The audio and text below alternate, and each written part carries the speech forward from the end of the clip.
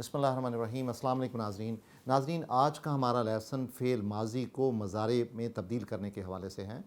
जब भी हम फ़ेल माजी में इज़ा का या इन का इस्तेमाल करें तो इसमें टेंस के अंदर कोई तब्दीली नहीं आती, लेकिन उसके जो मानी होंगे वो तब्दील हो जाएंगे।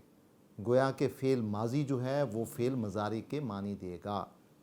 मिसाल के तौर पे कुरान हकीम की आयत है, इज़ा सअलका इबादी अन्नी फ़इन्नी करीबुन, मेरे बंदे जब पूछते हैं मेरे हवाले से तो फ़इन्नी करीबुन, तो यकीनन फिर मैं उनके बहुत करीब हूँ। आप देखें इसमें हूँ का मतलब आया, हालांकि सअला का जो था वो माजी का सीगा है। अच्छा, इसी तरह हम एक और मिसाल देखते हैं कि इज़ा फ़अलू, ये फ़अल से है, इज़ा फ़अलू फ़ाहिशातुन औ ज़लमू अनफुसहुम ज़करुल्लाह, यानी जब वो करें कोई खुरा गनाह और वो कोई जुल्म करें अपनी जानों पर तो वो याद करते हैं अल्लाह ताला को। ठीक है, इसमें देखें इज़ा का मानी आया तो माजी का सीगा फ़अलू, माजी जमा मुज़क्कर गायब का सीगा है, और लेकिन जब इज़ा आया तो इसके जो मुआनी होंगे वो ज़करुल्लाह में भी और यहाँ पर भी हम फ़ेल मज़ारे के लेंगे।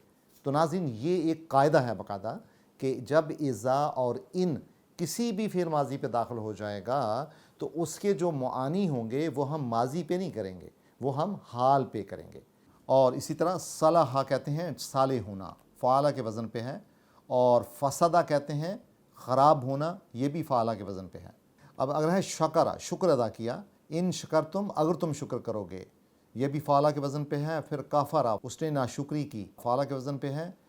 वला इन कफ़र तुम इन्ना अज़ाबी ला शदीद, और अगर तुम नाशुक्री करोगे तो बिलाशुबा अज़ाब तो है भी बहुत सख्त। और फिर कुरान की आयत है सूरह ज़ुमर की, वला इन सअलतुम, और अगर तू उनसे पूछे मन खलक़स समावाति वल अर्दा, कि किसने आसमानों को और ज़मीन को पैदा किया है, तो इसमें देखें इन का इस्तेमाल हुआ है। इसी तरह ज़ामा का मतलब होता है नाज़रीन गमान करना, दावा करना।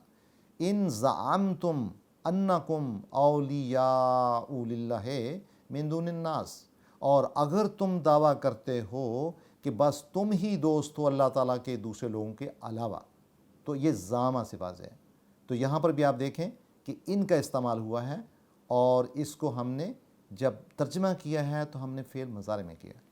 तो नाज़रीन, फिर आज का कायदा क्या हुआ कि जब भी हम फ़ेल माजी में इज़ा का, जिसका मतलब जब होता है, इन जिसका मतलब के होता है, जब इसका इस्तेमाल करेंगे फ़ेल माजी पे तो उसका जो ट्रांसलेशन, जो उसका जो माफ़ूम होगा, उसको हमेशा हम फ़ेल मज़ारे में लेंगे। ये एक कायदा है और इस कायदे को हमने ज़हन नशीन रखना है। और आज की कायदा का होमवर्क ये होगा कि हम कुरान हकीम की आयात को देखें। आपको कसरत से ऐसी आयात मिलेंगी जिनमें इज़ा का इस्तेमाल होगा और इनका इस्तेमाल होगा और वो फ़ेल माजी के साथ होगा। तो आप गौर से देखें कि जब भी उसका ट्रांसलेशन आएगा तो वो फ़ेल मज़ारे में आएगा। यही एक कायदा है जो आज हमने सीखा है। तो मेरी आपसे गुजारिश होगी कि आप कुरान हकीम की आयात को बड़े बगौर मताला करें और जहाँ इज़ा और इनका इस्तेमाल है फ़ेल माजी में, उनको अलग करके लिखें ताकि उसकी कंस्ट्रक्शन का, सरफ़ और नहव का आपको अंदाज़ा हो। बहुत शुक्रिया नाज़रीन।